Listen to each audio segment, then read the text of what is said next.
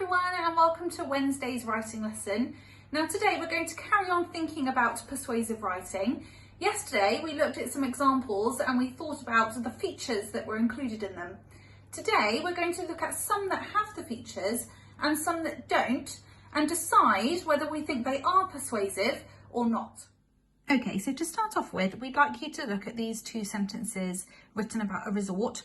And I want you to think about which sentence you think is the most persuasive and why you think that is.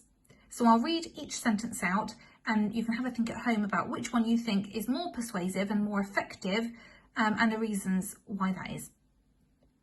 Come and visit new hotel. We have a swimming pool which is good. Come and visit new hotel. We have outstanding facilities such as an Olympic-sized swimming pool and a well-equipped gym. Okay, so hopefully you agree with me that the second sentence here is more effective because it has a lot more detail. I like the kind of word choices, so we've gone from something being good to outstanding. It's used the colon there as well just before it lists those facilities. So it's an example really of a DD sentence again, which we spoke about a few weeks ago, the description and then the detail. So they have outstanding facilities, then they've used the colon and they've given us details of what those outstanding facilities are. Okay, so what makes writing persuasive? Using emotional language that's designed to draw the reader in and make them feel for you.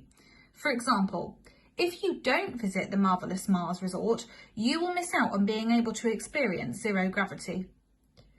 And the ethos is using technical and precise language to show that the writer is trustworthy and knows what they are talking about. For example, all of our rooms are fitted with gravity devices and our accommodating staff are here to help. Okay, and we talked yesterday about the hyperbole and rhetorical questions. So thinking again about how those make the writing persuasive. So a hyperbole is using over-the-top positive language. For example, float effortlessly into our impressive foyer featuring several extraordinary crystal chandeliers, and using rhetorical questions. So that's where you use questions to make the reader think about themselves in that situation. For example, are you in need of a post-flight beverage or nourishment? Okay, so your task today is going to be to sort out some sentences into two columns. Ones that you think are effectively persuasive, so they've done a good job, and ones that you think could be improved and they're not very persuasive. So if we scroll down, you should hopefully see these at home. So these are all of the sentences we would like you to read through and then put them into the appropriate column. If there are any that appear in the not persuasive column, perhaps you could rewrite them. You could use maybe a red pen like we would in class to edit and up-level something. And maybe you can change those adjectives or add a bit more information on there so that it is then classed as a persuasive, effective sentence. So I'm going to leave you now to do that. So read through them carefully and pop them into the persuasive, they've done a good job, and the not so persuasive column. And then we'll join back together at the end and I'll tell you what I think, where I would place them. Okay, so good luck.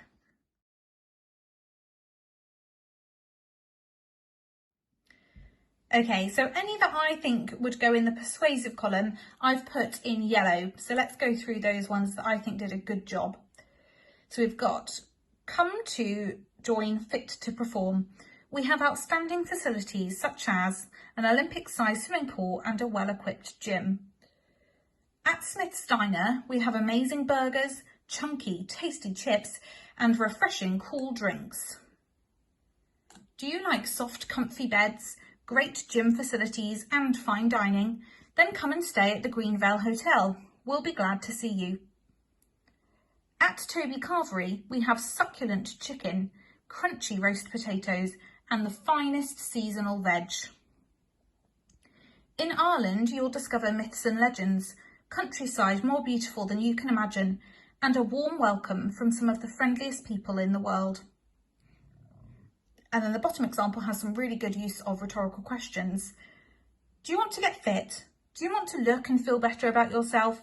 Then look no further than Grove Gym. we have some of the best personal trainers around who are here to look after you. Okay, and then any that aren't in yellow, so the ones that I've left kind of clear, are ones that I would have put into the right hand side column as being not very persuasive, because I think we could have done a better job. So come and join Global Gym. We have a swimming pool, which is good. It's not really selling it to me. I think that word good could be changed to something much more effective, and we could have a lot more information there about the swimming pool and other facilities that they might have. In Greece, the weather is really nice and warm. You should come. Again, there's kind of a lack of detail there. It's not really giving me as much as the examples in yellow. And then again, the Butlins holiday camp. We have fun slides, big pools, and you will have a great time. I do like that it's got 3 things, because it says about the fun slides, big pools, and having a great time. But for me, it was the language. I think, you know, words like fun and big, that those words could be up-leveled and made so much more interesting, and therefore a bit more persuasive. Okay, and I'm going to leave it there. So well done for all of your hard work today, Year 5. And I will be back again tomorrow for another writing video. Bye!